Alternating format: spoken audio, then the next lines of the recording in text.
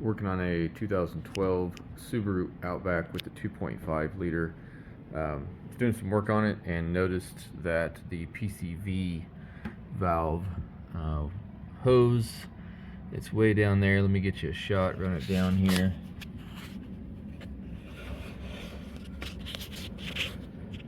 That thing with the red stripe on it and the hose connected to it, when the car's running, it's just blowing oil out of there. So we're gonna take a look at taking that apart, but before we do that, I'm gonna run my smoke machine, because I also noticed that there was some like oil back pressure coming out of here, and I just want to verify a leak before I start.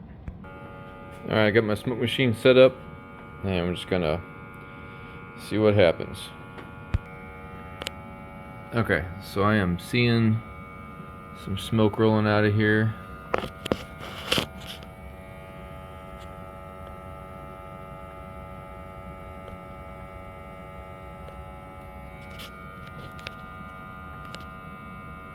Let's try to get you a better spot.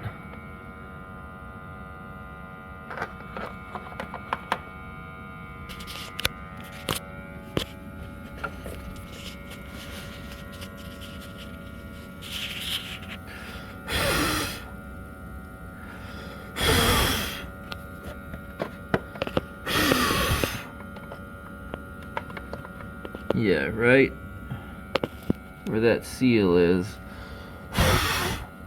it's just billowing out. Okay, so we have identified the problem. Now we're just going to get back here and get this stuff taken off.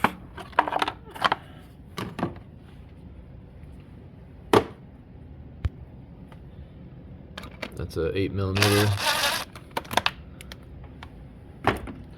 And then also over here, this line has to come off. See all that smoke still in there.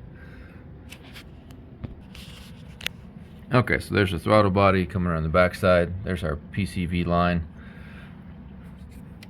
So it runs up into the throttle body, and then there's this other line that goes into the intake with these little tension clips. Alright, so we're just going to give ourselves some room. Take this ground strip out of the way.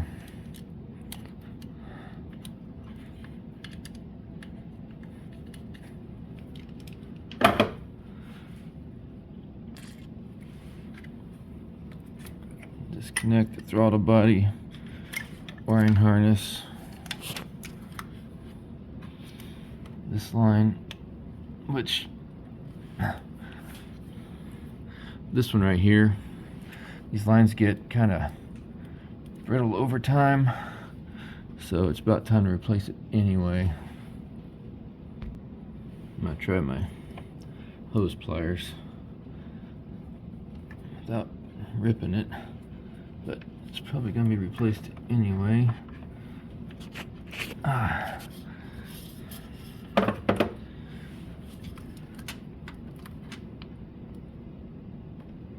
There it goes.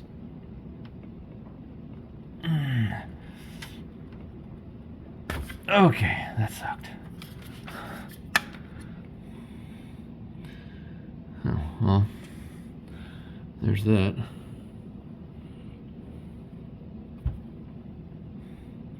I think that's supposed to rattle. It's not doing anything. Okay, so this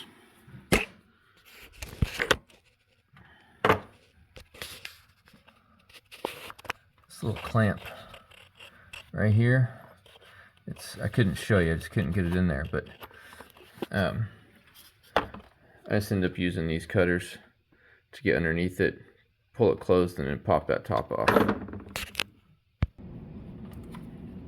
Okay, so now I'm just trying to pull this thing up and out of this tiny hole.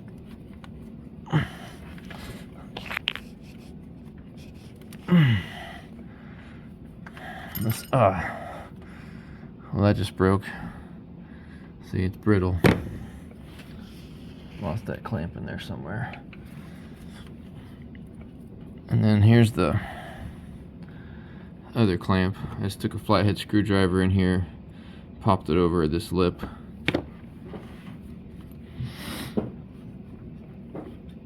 I'm gonna try my angled pliers to get underneath it. There it goes.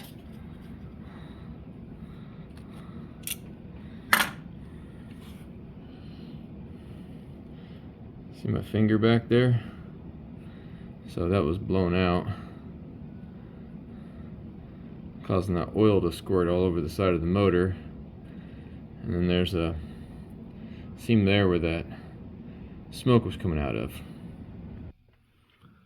Okay, so I pulled this apart and it looks like it's just spring loaded, right? So it faces this way.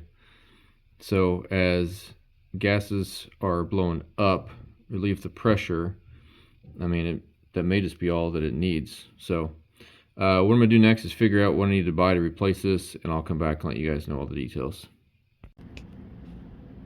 Okay, it's been a few days. I had to order in this new hose. I did go to the salvage yard to try to find just a replacement hose, and there were 4 engines that were compatible, and all of them were blown out. So, you know, high fail rate. The new one here, it's soft and pliable. These old ones, like this, is just, it's like a hard plastic now, so it's just blown out. I will say that this part, here's your part number. It's expensive. So in the future, this is direct from Subaru. $77.83 with tax just for this. So if you're in a situation where you just gotta fix it, I mean, I guess just throw a bunch of electrical tape and call it good. I did also get a new PCV valve. Now, what I'm finding on these is that is just spring loaded with a very light spring. So this original one probably was fine, but it's probably gunked up with oil anyway. So it was like 18 bucks at the local auto parts store, and I'm just going to reuse these clamps if I can. Let me show you some part numbers.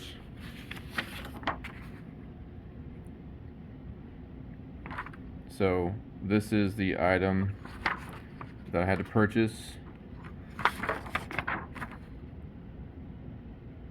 with the part number. And then when you look at the Subaru Online website, it has this weird photo that's not actually the picture of it. So here's the breakdown of what these parts are. So number 3 on here is 1AD51, which is that one.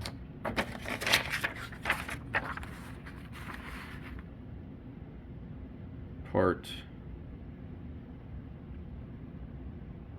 A, which I did not buy, I'm reusing mine. 1AD53A. Anyway, just a reference for you. Okay, so I'm just putting the hose back over that nipple with the band clamp in place. Just gotta make sure the clamp doesn't get stuck underneath it.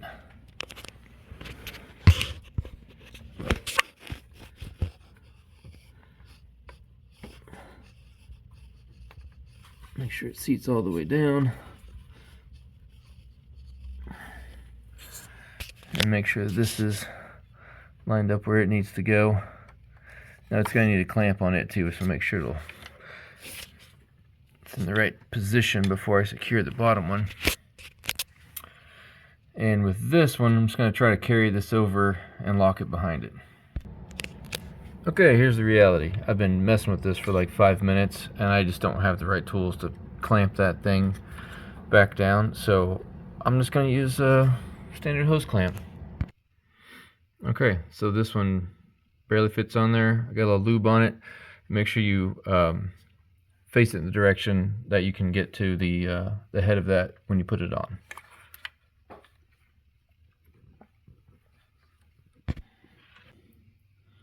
These guys in here, so this faces up, and you may need, okay, that popped in there. Then we're going to put this one down in the new rubber.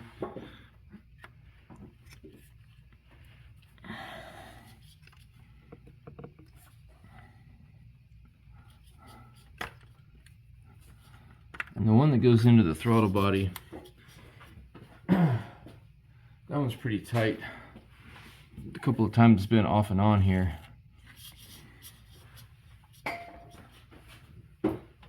And there wasn't any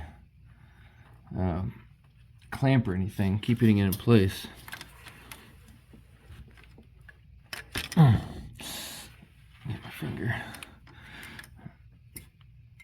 on either one of them, the top or the bottom, so we just have to assume that's how that goes. So alright, let's smoke test. Alright, we got our smoke rolling. Plug her in.